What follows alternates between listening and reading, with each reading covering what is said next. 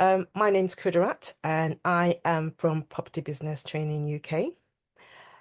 My topic today, my property talk today is around first-time buyers and how it's possible to secure your property within 3 years by being disciplined and planning with the set goal in mind. So what I've done literally is I've gone through an example whereby we have a couple that it's saving £500 each per month. So the couple would save £1,000 per month, each person £500. That is doable. Or I would explain or try to encourage you to make that possible. So £500 per person per month will be £1,000 a month. At the end of the year, that would be £12,000. Year two, that's £24,000. Year three, £36,000. The aim is at the end of year three, we're able to get a property to move into and which we will then call our own. We'll call this property our own by looking at areas we want to live in and where we can secure a property having £36,000 in our bank account. So what I did this morning was I went online to Rightmove to see what we could get for £36,000. Before we start though, what I would like us to do is lenders today would typically lend about 4 to 4.5 of your salary. So typically, for example, if we had, let's say, £40,000 income in terms of your salary, you should be able to get about 200K roundabout that in terms of, so within 160 and £220,000 mortgage, if you're earning £40,000 salary per month. Bear in mind they'll put into factor, they'll take account of your expenses, your total expenses, but I'm just giving you a rough guide. So bear that in mind. But we've got £36,000 now saved. And as a first-time buyer, you can put a deposit within 5 to 10% or more if you have. The more deposit you put down, the better the interest rate you get on your outstanding mortgage.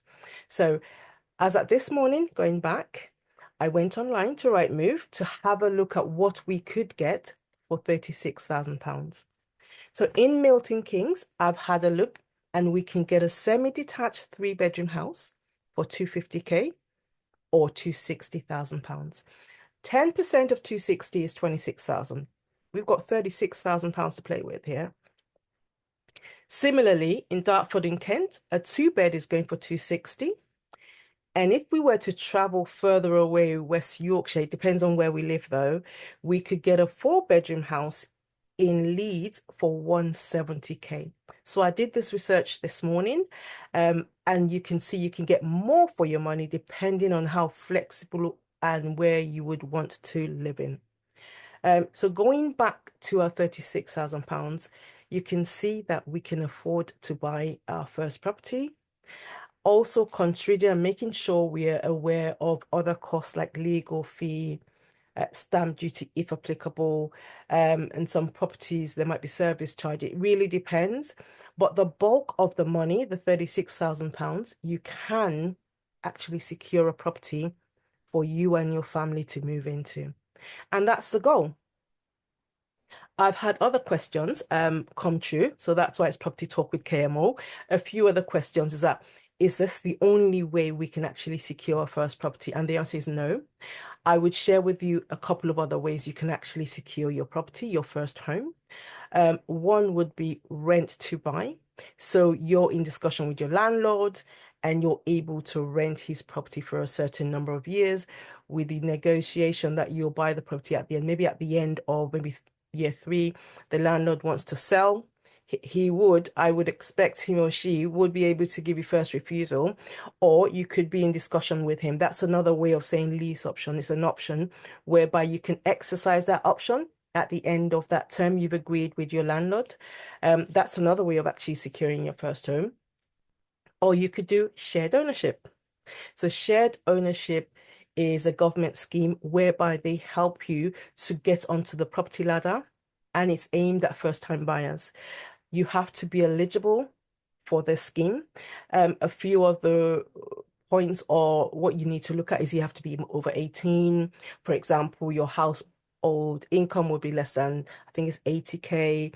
And there are other criteria that you need to meet. What I would do though is I'll actually put a link at the end of this video for you to read up more about it. It's another way of actually getting onto the property ladder. What you would do is you actually pay for a percentage of the property value.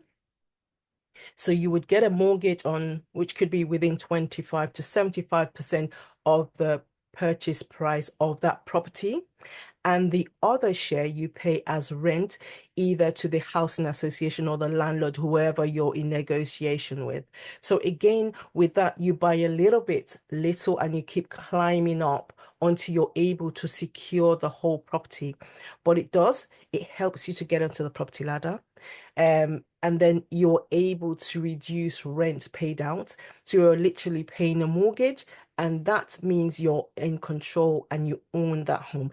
With shared ownership, though, there are also extra costs if, for example, you had to pay service charge, legal fee. So there are other things you have to consider. But predominantly, there are different ways of actually getting onto the property ladder. So you would choose what is best for you. You can, like I said, use your first option where you know for the next 3 years, I've got to save £1,000 a month, and that's £36,000 at the end of 3 years. Or you could go in discussion with your landlord, you're renting with the aim to buy the property after maybe 3 years.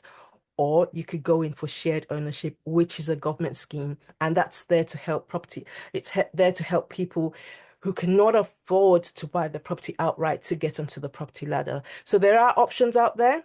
We just need to decide on which one works for you.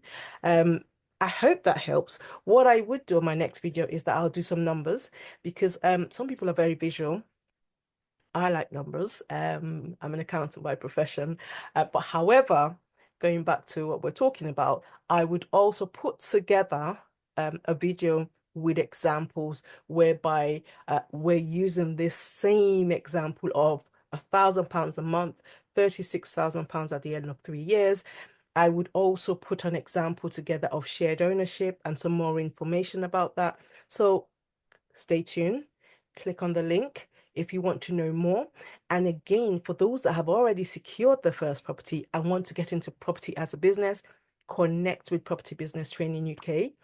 The link will be inserted at the bottom of this video, and we will be happy to help. I hope that's helpful. You know, it is doable. We need to set the goals, we need to go for it. So I always say, go big or go home. I hope that's helped, and enjoy the rest of your day. Thank you.